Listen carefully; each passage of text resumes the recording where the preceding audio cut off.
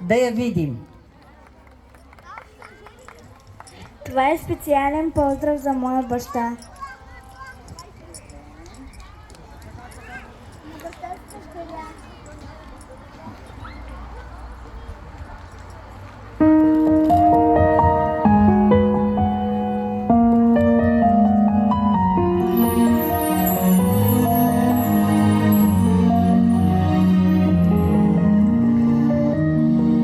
На баща си дъщеря, всички казват ми така.